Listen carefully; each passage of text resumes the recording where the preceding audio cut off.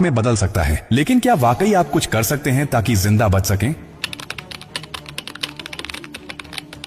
हाँ, अगर आप अभी से तैयार हैं, ये जानकारी जिंदगी और मौत के बीच की दूरी तय कर सकती है। क्योंकि जब एक न्यूक्लियर बम गिरता है तो सिर्फ धमाका ही नहीं होता, उसके बाद शुरू होता है वो खतरनाक खेल जिसे कहते हैं रेडिएशन फॉलआउट। और उसमें जो जिंदा बचता है वो भी धीरे धीरे मरने लगता है। सबसे पहले जानिए कि जैसे ही न्यूक्लियर बम गिरता है, एक तेज सफेद रोशनी आपके सामने आती है। इस रोशनी को देखना मतलब अपनी आंखों की रोशनी खो देना। आप अंधे हो सकते हैं स्थायी रूप से। इसलिए पहला कदम, जैसे ही धमाके की खबर मिले या रोशनी दिखे, तुरंत जमीन पर लेट जाइए, अपनी आंखें और कान बंद कर लीजिए और चेहरे को किसी कपड़े से ढक लीजिए। ये पहली रक्षा है। अब सवाल उठता है कि कहां जाएं? तो याद रखिए, अगर आपके आसपास कोई मेट्रो स्टेशन है, बेसमेंट है, अंडरग्राउंड पार्किंग है, तो वहीं भागिए, क्योंकि जमीन के नीचे रहना न्यूक्लियर फॉलआउट से बचने का सबसे कारगर तरीका है। लेकिन अगर कुछ नहीं है तो अपने घर को ही शेल्टर बनाना पड़ेगा। सारी खिड़कियां, दरवाजे बंद कर दीजिए। हर छोटी छोटी दरार को भी किसी कपड़े, टेप या गत्ते से बंद कीजिए। हवा का एक भी रास्ता नहीं खुला रहना चाहिए। अटैक से पहले या जैसे ही खबर मिले, आपके पास सिर्फ कुछ मिनट होंगे। उसी वक्त पानी भरिए, बाल्टी, बोतल, ड्रम जो भी है। याद रखिए, अटैक के बाद पानी में रेडिएशन मिल सकता है। नल से पानी बिल्कुल मत पीजिए, इसीलिए पहले से स्टोर किया हुआ पानी ही जिंदगी बचाएगा। खाने के लिए ड्राई फूड रखें, बिस्किट, ड्राई फ्रूट्स, पैकेज्ड खाना जो बिना पकाए खाया जा सके। अगर गलती से आप बाहर थे और रेडिएशन में एक्सपोज हो गए तो जैसे ही अंदर आए, कपड़े उतारिए, उन्हें एक पॉलिथीन में बंद कर दीजिए और खुद को साबुन और स्टोर किए हुए पानी से अच्छे से धोइए।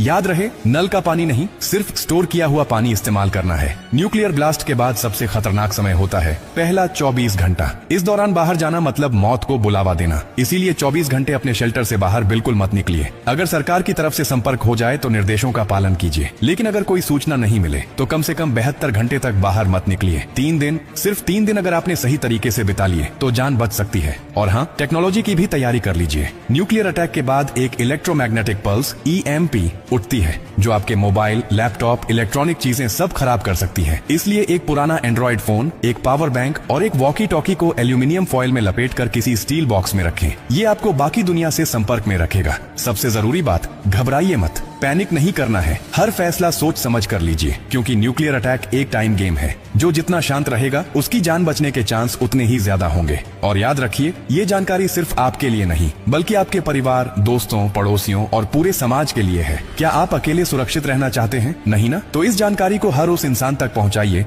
जिसकी जिंदगी की आपको परवाह है। हो सकता है आपकी एक शेयर से किसी माँ का बच्चा जिंदा रह जाए, किसी पिता की आखिरी उम्मीद बच जाए, किसी बहन का भाई लौट कर घर आ जाए। और यही तो असली इंसानियत है। और हाँ, जब आप जिंदगी बांट रहे हैं तो एक वादा भी कीजिए, डॉक्टर कार्डियो की हर पोस्ट से कुछ सीखेंगे और